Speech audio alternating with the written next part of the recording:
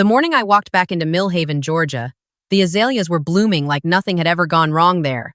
Pink and white and shameless along every front porch, every church gate, every carefully manicured yard. Beautiful. Unbothered. Just like the people who lived behind them. I gripped the steering wheel and told myself to breathe. I hadn't been back in 11 years. Not since the night my aunt, my mother's older sister, the woman who raised me after my parents died, stood in her kitchen doorway and told me I had until morning to get my things and get out. I was 22. I had nowhere to go. And she said it the way you'd tell someone the trash needed taking out. Flat. Final. Like I was an inconvenience she'd been tolerating long enough. Her name is Nadine. I'll get to why she did it, because unlike some stories, this one has an answer to that question. And the answer is uglier than the act itself. I drove past the old elementary school, past the diner where I used to work weekends in high school, past the Methodist church with the broken letter on its sign that had said "Welk me" for 3 years because nobody ever fixed it. Some things in Millhaven never changed. I used to find that comforting. Now it just felt like a warning. My name is Claire. I'm 33 years old. I'm a licensed civil engineer. I live in Asheville, North Carolina, in a house with a porch I designed myself, a dog named Huckleberry, and a husband named Seth who, when I told him I needed to come back here, simply said, "Do you want me to drive?" That's the kind of man Seth is. I'll get to him too. My grandmother had died 4 days earlier. Vera Mae Holloway, 81 years old, the last person in Millhaven who genuinely loved me without condition. She'd called me every Sunday for 11 years.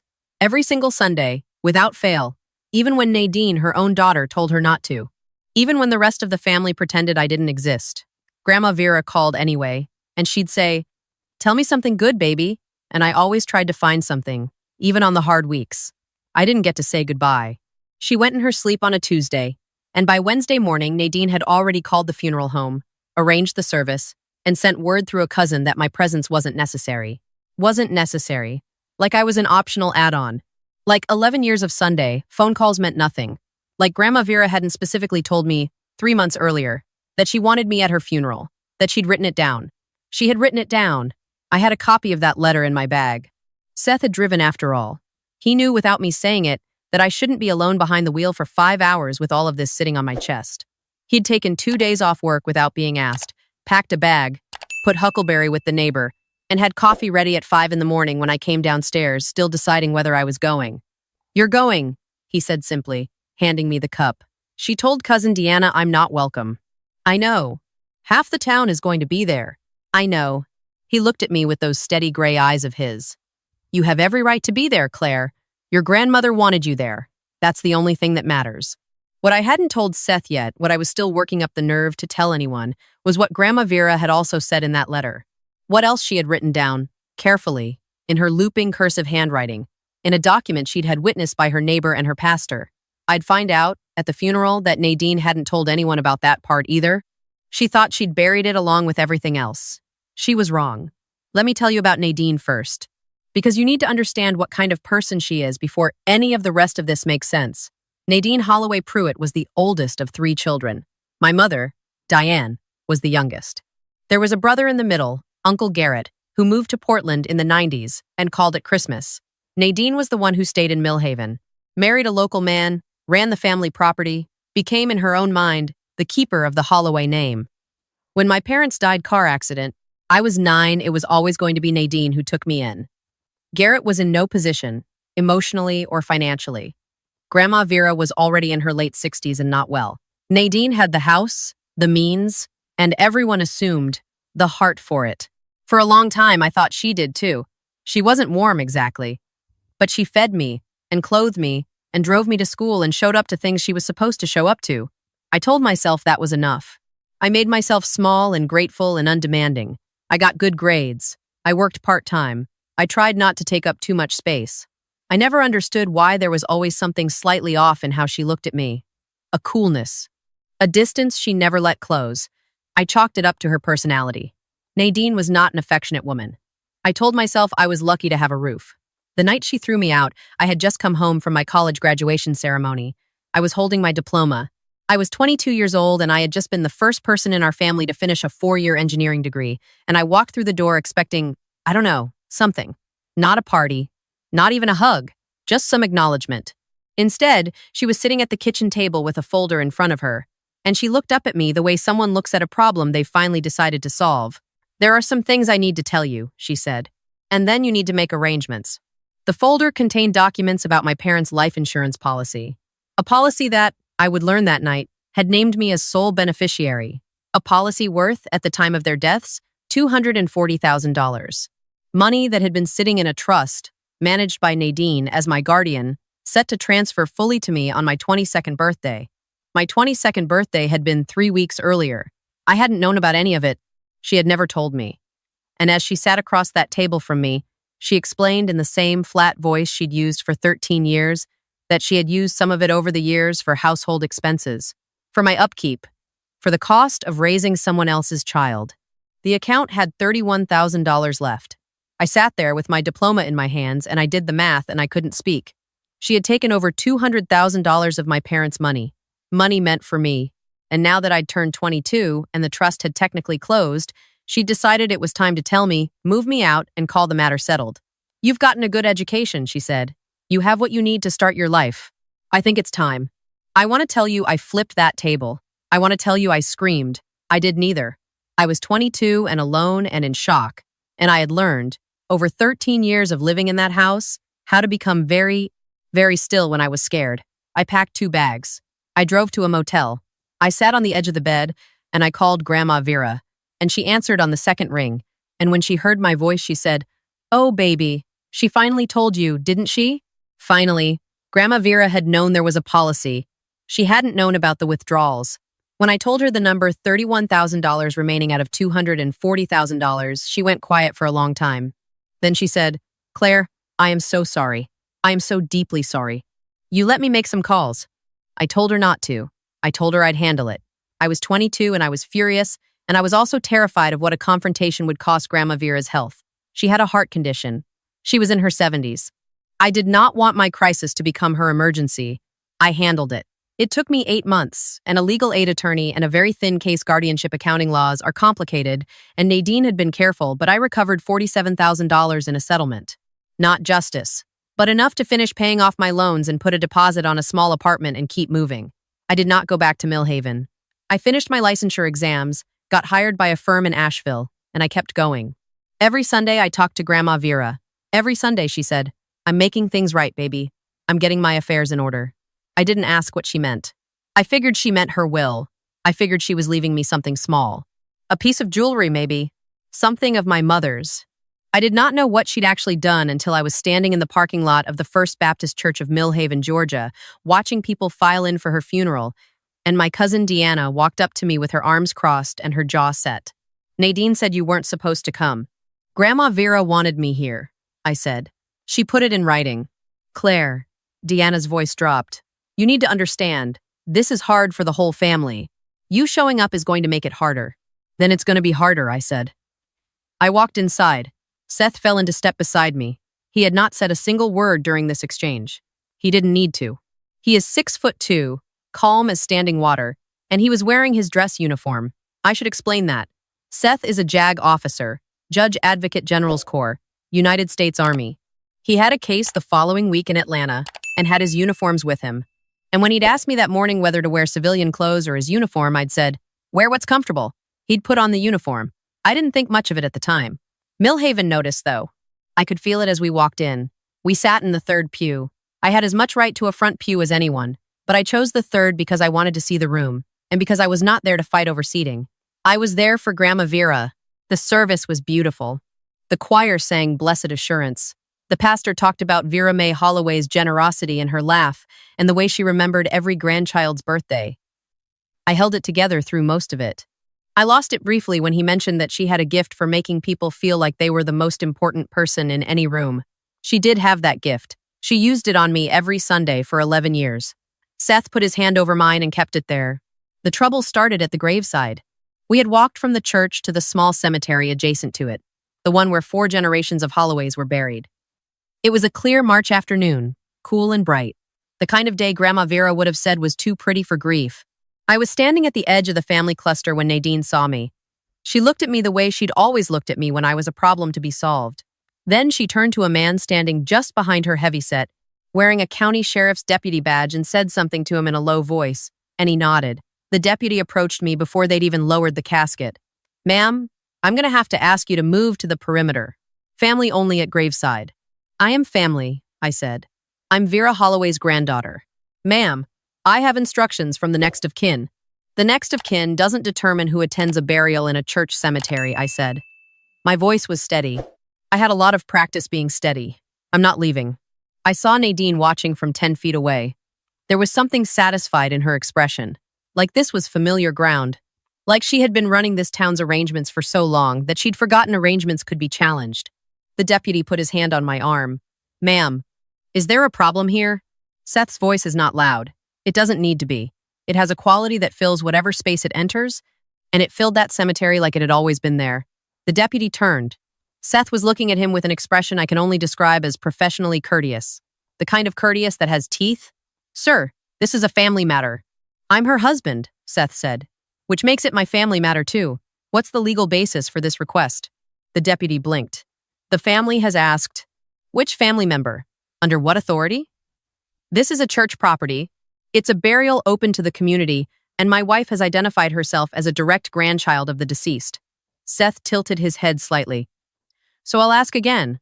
What's the legal basis?" The deputy didn't have one. He looked back at Nadine. Nadine's jaw tightened.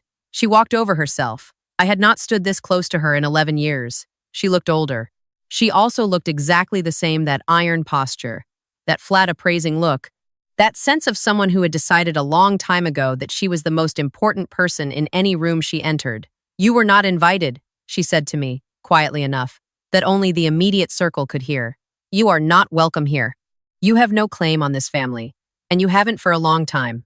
I'd like you to leave before you make this day any uglier than you already have." I had rehearsed a lot of things I might say to her if this moment came. Versions of this confrontation had run through my head on the 5-hour drive down. Hot versions, cold versions, versions where I cried and versions where I didn't. What I actually said was very quiet, and I meant every word. Grandma Vera wanted me here. She wrote it down. And I believe she also wrote some other things down that you haven't told the family about yet. So I'd actually suggest you think carefully about how loud you want to make this. Something shifted in Nadine's face. Something small but fast, like a light flickering. "I don't know what you think you." "The letter," I said, "and the amended estate documents. Did you tell them, Nadine? Did you tell Cousin Deanna and Uncle Garrett and the pastor who just spoke about Grandma Vera's generosity? Did you tell any of them what she did with the property?" The color left her face. Not all at once, just slowly, like water draining. "That document is being contested," she said. And there was something new in her voice now. Something I had never heard there before. Something thin. "Contested by whom?" "By me, as primary heir." "You're not the primary heir," I said. "She changed that 14 months ago. I have the filing number." Behind Nadine, I could see people turning to look. The small ripple of whispers that starts when something goes wrong at a solemn event, and nobody quite knows what it is yet. Nadine stepped closer. "You walk away from this right now," she said very quietly, "and I won't make the next part difficult for you. You're a nobody in this town. You've been gone 11 years. Nobody here is going to take your word over mine." "They won't have to take my word for anything," I said. "It's all in the filing. I have a lawyer." "So do I." I paused. "You want to meet him?" I turned slightly. Seth was standing 4 feet away, talking to no one, simply present, watching the exchange with the calm of someone who has sat through 1,000 depositions and is not impressed by volume or posturing. "My husband," I said, "is a Judge Advocate General Officer, JAG Corps. He's been practicing military law for 9 years, and for the last 3 he's consulted on civil estate cases as well. He's already reviewed Grandma Vera's documents." I looked at Nadine. He found them very straightforward. Nadine looked at Seth. Seth looked back at her with that same professionally courteous expression. "The amended will is valid," Seth said simply. "It was witnessed, notarized, and filed with the county 14 months ago. Any contestation would need to demonstrate incapacity at the time of filing, and the attending physician's notes from that period don't support that." He paused. "I'm happy to discuss the specifics, if you'd like." The deputy had taken 3 steps back. He was looking at his shoes. Deanna had come closer. So had 2 other cousins I recognized from childhood. They were all looking at Nadine with expressions that asked a question she clearly didn't want to answer. "What documents?" Deanna said. "Aunt Nadine, what is she talking about?" Nadine's composure did not shatter. I want to be honest about that. She was too controlled for shattering, but it cracked. You could see the crack right across the surface of that iron certainty, like a line drawn through ice. This is not the time or place. Grandma Vera left me the house, I said. I said it clearly, to the group, because I was done with whispers. I was done with being managed into corners. The property on Sycamore Lane. She changed her will 14 months ago. She told me she was doing it. She told me she wanted me to have something from my parents' family because she felt that something had been taken from me. I looked at Nadine. She knew what you did with the insurance money. She knew all of it. She just loved you too much to confront you while she was alive. The silence that followed was the loudest thing I had ever heard in Millhaven, Georgia. Deanna turned to Nadine and said, "What insurance money?" And then a lot of people started talking at once, and Nadine started trying to answer all of them. And the deputy found somewhere else urgently to be, and I stepped back and let it happen. Seth appeared at my shoulder. He handed me a bottle of water he'd pulled from somewhere. I still don't know where he produced it from. This is one of his minor superpowers, and he said quietly, "Just for me, you okay?" "I don't know yet," I said honestly. "That's okay. You don't have to know yet." I drank the water. I watched Grandma Vera's casket being lowered into the ground, which was what I had come here to do. And I said goodbye to her in the quiet of my own chest, where she had always been the voice that said, "Tell me something good, baby." Something good. "Okay, Grandma. Here it is." The estate was transferred without successful contestation. Nadine's lawyer did file a challenge on grounds of undue influence, claiming Seth had somehow pressured Grandma Vera, which was laughable, given that Grandma Vera had filed the amendment 14 months before Seth and I even got engaged. The timeline killed the case before it started.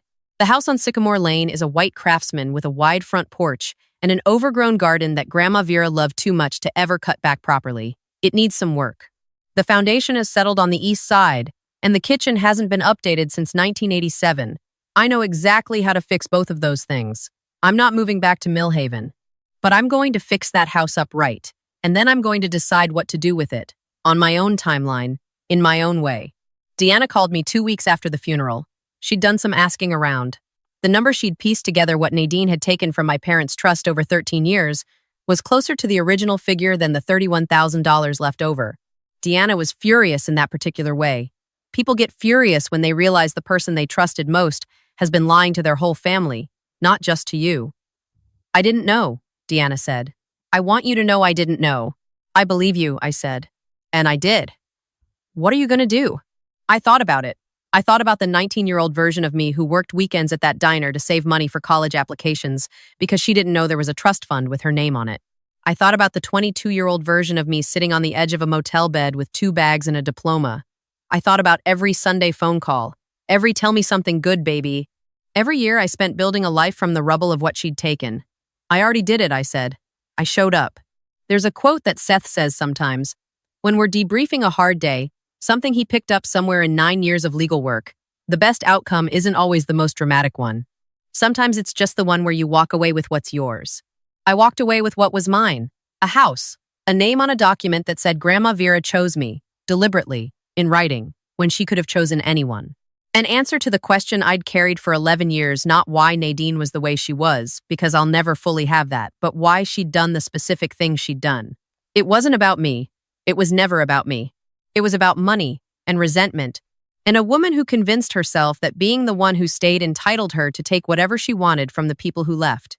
Grandma Vera understood that before she died, and she did what she could. She made one phone call at a time, every Sunday for 11 years, and she got her affairs in order, and when the moment came, she had left the door open for me to walk back through it. I drove out of Millhaven on a Sunday. The azaleas were still blooming, still shameless, still unbothered. I had Huckleberry in the back seat. We'd picked him up on the way, and Seth was driving, and somewhere outside the city limits, I finally started to cry. Not the sharp kind, the long, slow kind that means something has finally finished. Seth reached over and put his hand on my knee and didn't say anything, because he knows after 5 years when I need words and when I just need someone to keep driving. We crossed the state line into North Carolina as the sun was going down, and it was one of those skies that looks almost unreasonably beautiful, orange and pink all the way to the horizon, and I thought about Grandma Vera saying the day was too pretty for grief. I thought, not too pretty, just pretty enough for what comes after it. "Tell me something good," Seth said, quietly, like he'd heard me thinking. I laughed. It surprised me, the laugh, the way it came up clean and full without any effort. I hadn't expected to laugh for a while. "I will," I said. Give me a minute. And I looked out at that sky, and I found something good. I always do.